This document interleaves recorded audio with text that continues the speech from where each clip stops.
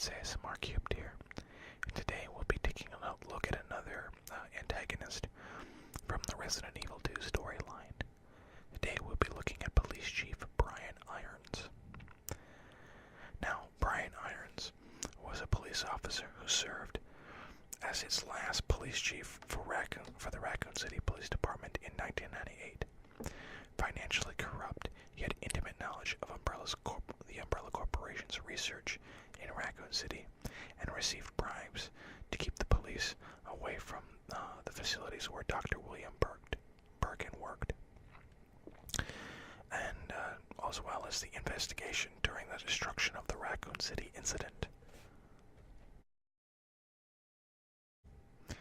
Now, before we get full on into this, I would like to explain that Brian Irons is probably one of my favorite villains from the Resident Evil franchise, mainly because the guy is an absolute psychopath. But we'll get into that very shortly, and I promise it will creep you out.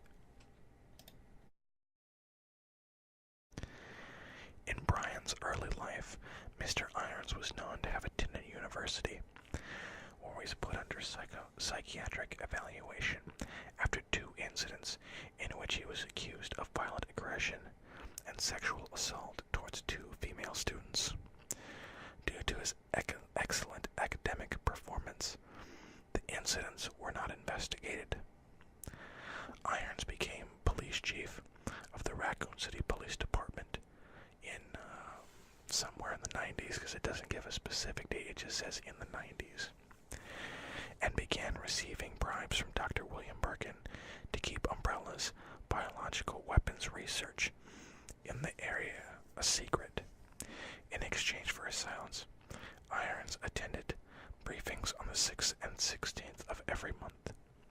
At some point, Irons was in charge of the Raccoon City orphanage, where children were experimented on by Umbrella. In May of 1998, the T-virus contaminated the Arklay laboratory, and infected dogs and zombies escaped and killed several hikers and suburban families. Irons was invited to have emergency meetings repeatedly over June and July. The news that Umbrella was unable to halt the spread of the T-virus took its toll on him, resulted in an angry and violent outburst, evidenced by descriptions of him from the sewer manager.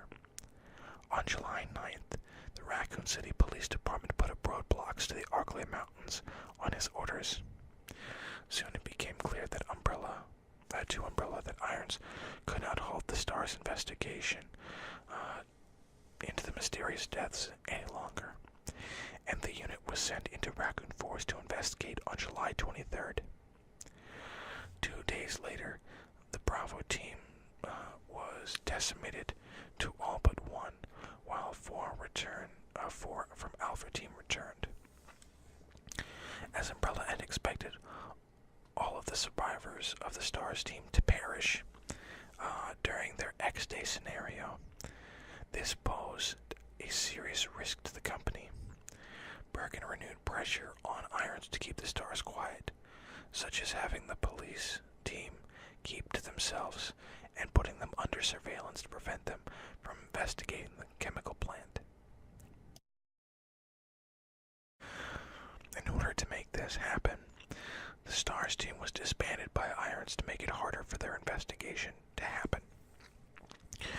On August 16th, Irons came in late for the scheduled meeting with Birkin, visibly stressed. The sewer manager's attempts to cheer him up backfired, and Irons took out his gun, threatening to shoot him in the head. In September 1998, Irons was alerted by Birkin as a mission into the city's underground. As there was a mission into the underground by Umbrella agents to steal the G-virus.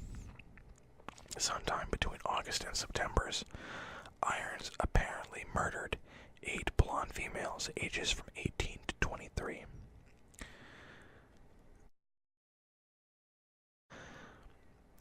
On September 23rd, Irons was alerted to the leak of the T-virus into the city's water supply.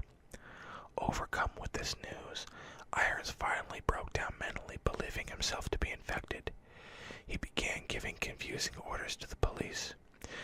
ensure that the entire precinct died with him.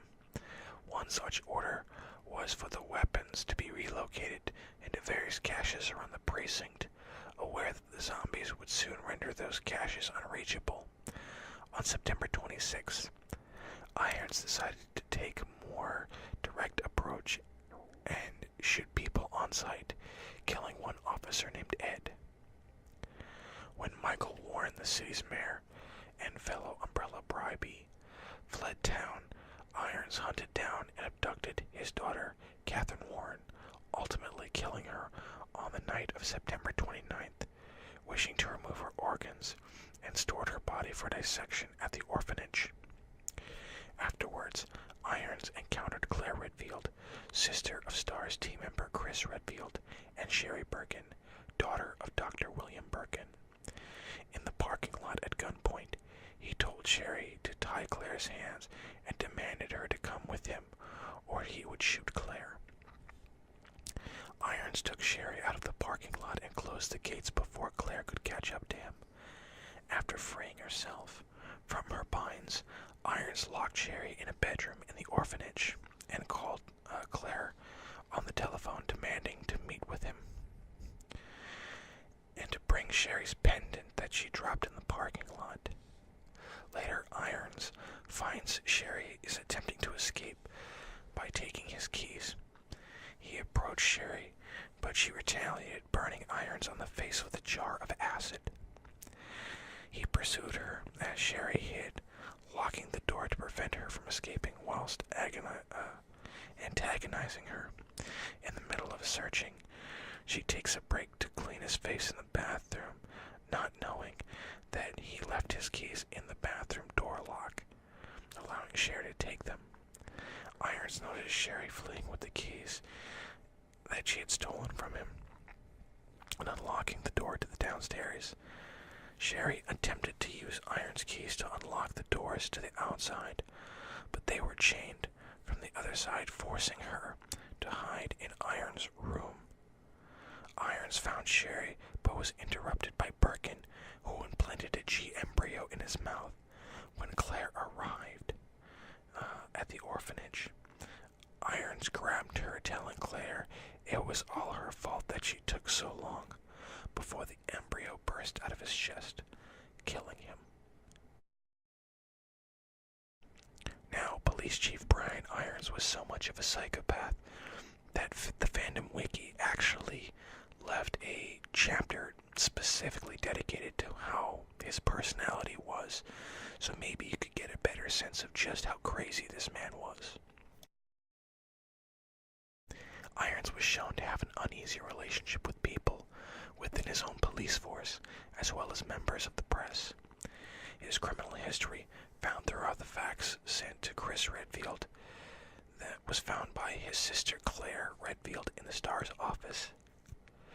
In his diary, he mentioned that Edward's pained expression when he shot him in the back was positively exquisite and beautiful, suggesting that Irons was also extremely sadistic and likely a psychopath.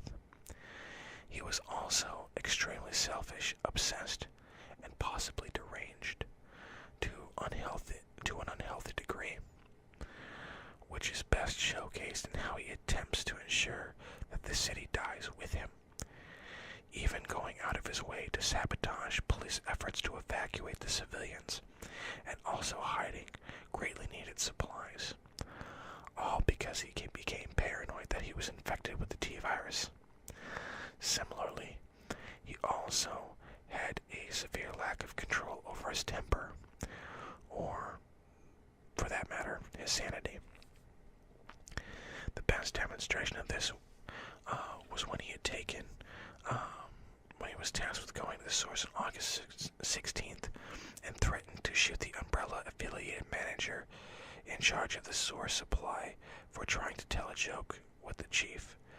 This sort of temper and apparent insanity was similarly demonstrated when Claire encountered him just prior to his death, where when she asked him to calm down, he was telling her what happened, and Irons angrily told her to shut up and proceeded threateningly pointing a gun at her while ranting angrily that she can't ever understand what happened. Ben, I can't remember what his name. Bertucci, I can't remember it. I can't pronounce his last name. It's Ben, the reporter guy, was able to intercept letters from Umbrella to Iron, showing his connection between the two. The remake shows, in addition to being a serial killer, Brian Irons was also willing to harm children, or at least allow Umbrella to experiment on them. In addition, after kidnapping Sherry in hopes of obtaining the antidote to the G-Virus, he intended to cause her harm after she scalded his face with a bottle of sulfuric acid. Now, there is more to this, and if you guys would like to check it out, you can check out Brian Irons on the Fandom Wiki. I will try to leave a link in the description. But like I said, he's probably one of my favorite villains, because he's completely psychotic, and you just love to hate the guy.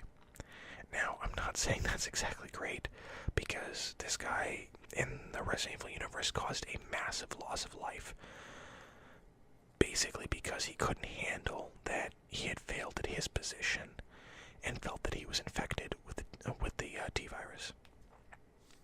Anyway, guys, that's all for now. Thank you all for watching. Thank you all for listening.